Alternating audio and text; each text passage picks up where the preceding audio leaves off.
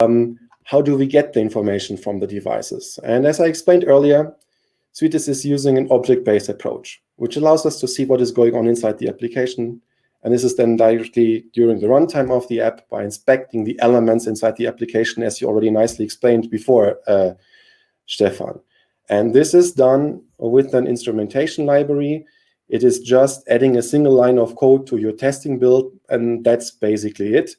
And then, for example, for a couple of platforms like LG WebOS, HBB TV, and Roku, we are even able to insert this instrumentation library automatically.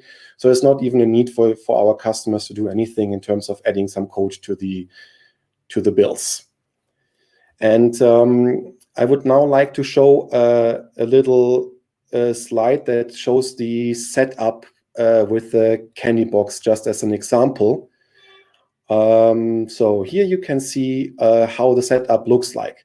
We have the candy box in the middle. And then what it does, basically, candy box is connected to the power supply, clear. Then you can go and you can connect your IR blaster via Ethernet cable or simple telephone cable to the candy box.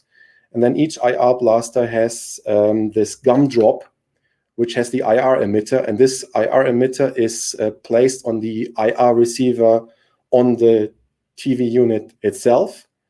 And then what you have to do is you have to connect the candy box to the internet.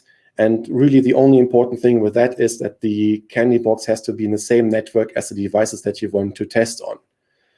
And I have there on this schematic also two additional things. You are actually also able to attach a USB camera to one of the USB ports of the candy box. And with that, you can get a stream of what is going on the device.